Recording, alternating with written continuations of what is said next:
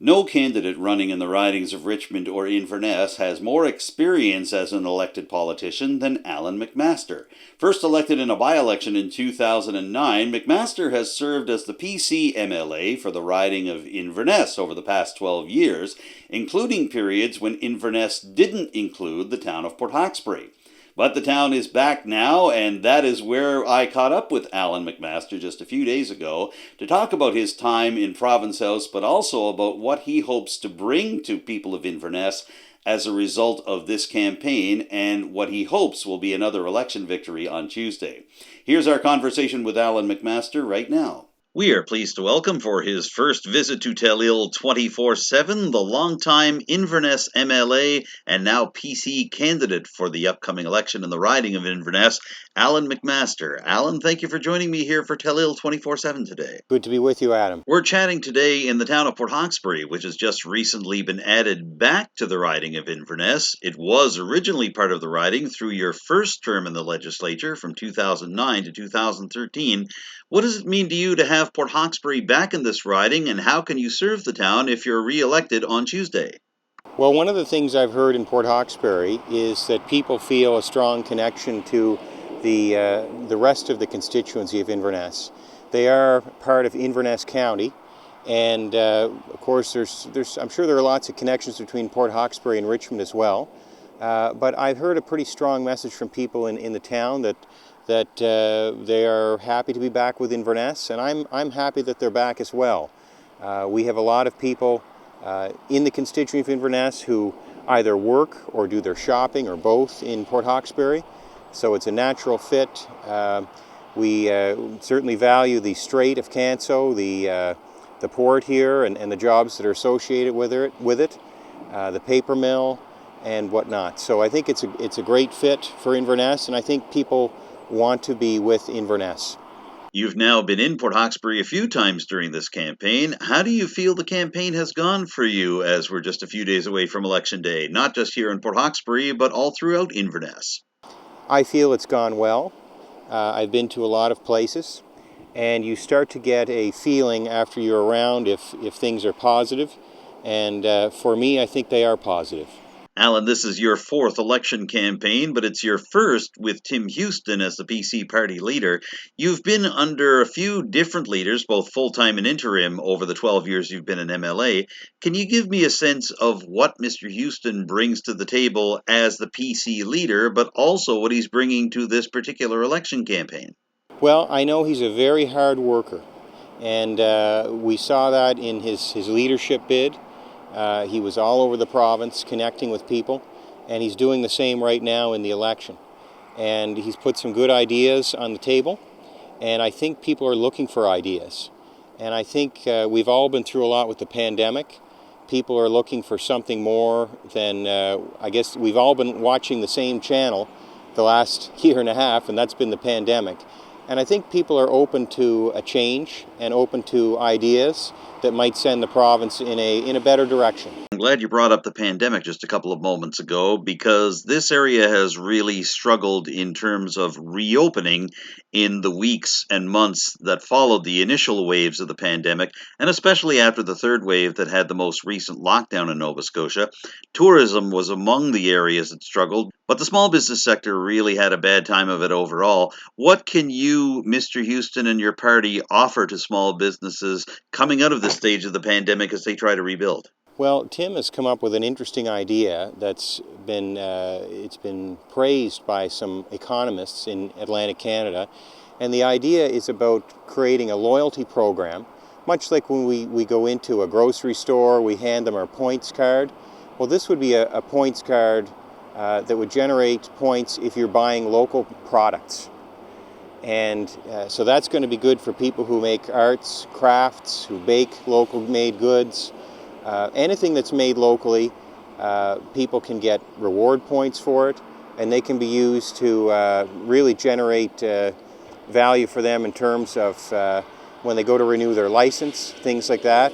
So while it's not cash in your pocket, in many ways it becomes cash in your pocket because it ends up saving you money on things that most people are going to need to buy at some point anyway. And it helps to get people focused on buying local. and without impacting any trade rules, because there are rules based on free trade and whatnot that restrict what provinces can do in terms of trying to encourage people to buy local. Allan, one of the reasons we wanted to talk to you today was to get a sense of what some of the issues are that you're encountering on the doorsteps in the riding of Inverness, from Port Hawkesbury to Meat Cove, from West Bay to Wacoba, and everywhere in between. What are some of the things that people are concerned about as you're knocking on doors this time around? Well, it depends where you are, but one common issue for people is the condition of local roads. And whether you live on a gravel road, and in some cases even paved roads, there's a lot left to be desired in terms of your experience in driving them. So one of the things that we've put forward in our platform is doubling the rural road maintenance budget. And I'm hopeful that something as significant as that can make a difference that we can see in our local roads. It's the kind of infrastructure that we all use. We depend on it, we see it every day. It's something tangible, something real that we get for our tax dollar, and I think it remains one of the most important issues to people. Beyond that, it's not so much an issue in Port Hawkesbury here, but in many areas of the constituency, access to high-speed internet. And not just access, because we know it's coming sometime before the end of 2023, but we need to make sure that the price and the speed that people get in these rural areas are equivalent to what you'd have in an urban area. And people say, well, why? Maybe the city should get better service. But the fact remains the government has just subsidized Bell in this area to do that. And if it's the people's money at work here, we deserve to have comparable service to what they're getting in urban areas. Cellular phone coverage, another big issue. And that's something that one of the ideas that I have for that is that I believe government should be building and owning that infrastructure. The private sector can still participate by leasing the tower space to send their signal on. But I think if government owns it, you can create fair competition. What we saw with the internet development recently is the government giving a lot of money to Bell and just making a big monopoly an even bigger monopoly. And we know with monopolies we get bad service, bad prices, and I think we all have seen with the internet and cell phone service in the constituency of Inverness what happens when we leave it entirely to the private sector. We don't get good service. And that's proven time and again. So I think if government is looking at improving cell phone infrastructure, why not build it and own it itself and lease it out to the service providers, which will in turn pay for it, so there's no cost to taxpayers in the end. And at the same time, government can ensure there's fair competition to keep prices down and service levels up for consumers. Allan, a curious phenomenon of the pandemic era and what some are calling the Zoom age of communication is that not just small businesses or even larger businesses are using telecommunications and the internet to be able to get their products moving, but small community groups and non-for-profit organizations are holding their meetings using Zoom, Skype, and similar apps because they can't get together due to physical distancing restrictions. Do you think that's exacerbated the case for higher quality internet in Inverness County? I think the pandemic has driven us into the future, probably by about 10 years.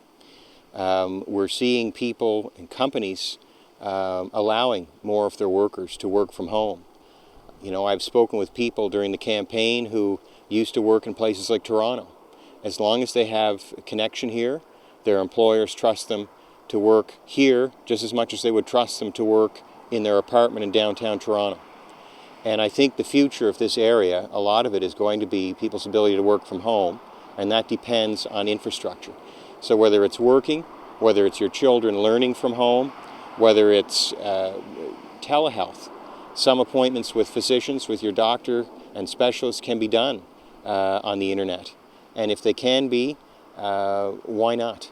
It saves time, saves money, not just for the healthcare system, but for the people who would normally have to travel to see a specialist who might be 2 hours away. So those are wonderful developments, but they are so basic now. They're like running water and plumbing in your home. People need it. It's essential. We can no longer go without it, and it's important. There's definitely a role for government to ensure that it's here for us. Speaking of telehealth, that helps us slide over to a couple of thoughts from you about the local healthcare system and the provincial approach to it, including the approach from your own party leader, Mr. Houston. As a matter of fact, when your leader was interviewed earlier this summer, all three leaders at the time were interviewed about what the number one priority for them would be if they were elected premier, and Mr. Houston didn't waste any time saying fix healthcare. So, with that lofty goal in mind, can you give us a sense on a couple of things that you feel are local healthcare priorities and how you and your party might be able to address them if you're elected as MLA and Mr. Houston is elected Premier? Healthcare is definitely, we talk about roads and other infrastructure. Healthcare is the other major issue for people that I hear about. We have wonderful service at the hospital in Inverness. We have a great hospital in Cheticamp as well. We have our regional hospital in Antigonish. Very important infrastructure, very important services. We don't want to lose any of the services we have now. So that's just starting out. I want to make sure we protect what we have. Some of the things in our platform, we need more family doctors. There's 70,000 Nova Scotians who do not have a family doctor. If you're healthy, you may be okay. It may not be such an issue. But if you suddenly find out that you have some kind of serious illness or health issue, you need a family doctor to help navigate the system for you, to help refer you to specialists. And sometimes time is very important. You can't wait with certain illnesses. So a family doctor is necessary. And we remember Premier McNeil when he promised a family doctor for every Nova Scotian. Well, after 8 years, there's 70,000 Nova Scotians still without a family doctor. So it's something that needs a focus, and we need to put effort and dollars towards ensuring people have family doctors. Some of the other things, mental health has become a significant issue in the last number of years, and we want to create a separate executive head for mental health and addictions. And the reason being, the health department consumes almost half of the provincial budget. It's a very large department with many competing priorities. And we feel by having leadership for addictions and mental health, hopefully we can do something. There's a shortage of psychiatrists and psychologists. Hopefully we can do something to help people out there so that when they need the help, it's there for them in the moment. That's critical. And to help people so that something that is a problem doesn't become a bigger problem. And one final thing I'll mention on healthcare, which is a very significant matter, is the need for more nursing home beds. And we have a very ambitious plan for that. But not just the beds. We realize that a lot of people who are in nursing homes now, the people helping them, the CCAs, the LPNs, the RNs, they run off their feet every day. And they need more time with each patient. And it's if you're run off your feet and you're going into work and you're tired and you can't get a day off because the facility can't go without you, you end up getting people calling in sick. And then you have people in situations where they're going into work where once again they're short-staffed for the day, and it's hard. And you can't go on like that forever. And that is not an issue for the workers in terms of it being their fault. That is a management issue, and that's something that needs to be fixed. So more beds and more people working in those facilities are necessary because we have an aging population, and quite frankly, the government has created very few nursing home beds in the last 10 years. Very few. Allan, we often talk about economic development and healthcare in an election campaign like this, but it seems that housing has really come to the forefront as well for Inverness, not just for affordable housing for the less fortunate and low-income individuals and families, but also housing for those that are moving to the area either to start businesses, become physicians in the area, or simply to live and to have a productive life in Inverness County. What can you tell me about your party's approach to housing in each of these situations? Well, we've had the perfect storm in terms of housing. We've had the introduction of Airbnbs, which have pulled housing off the market, which would normally be rented to local people. We've had the issue of inflation associated with the pandemic. If you go to either your hardware store to buy a 2x4, you're paying, or a sheet of plywood, you're paying twice the price now. And maybe prices will come down a bit, but often when prices go up, they'll come down a little, and then they start just rising slowly again over time. So so prices of housing have gone up, rental rates have gone up, the supply has gone down. We have an aging population. I think there's people who would move out of their homes, but there are no units available for them to move into. And I'm talking about people who wouldn't necessarily need affordable housing. So those homes are still full. They're not being freed up. So housing has become critical at this stage in our lives and in time. And we saw a development that was proposed for Inverness. There were over 80 units. Half of them were going to be affordable. And that plan fell through because they could not get a clear answer on when they could hook up to water and sewer, municipal water and sewer. And that's a shame because we could use that housing right now. Port Hawkesbury here, critical need. I would say Inverness and Port Hawkesbury are the areas most affected. There are also centres. In Inverness you have the golf courses and the tourism that's generated there. And in Port Hawkesbury here you have the service industry. A lot of employers cannot find people to work right now. They need people.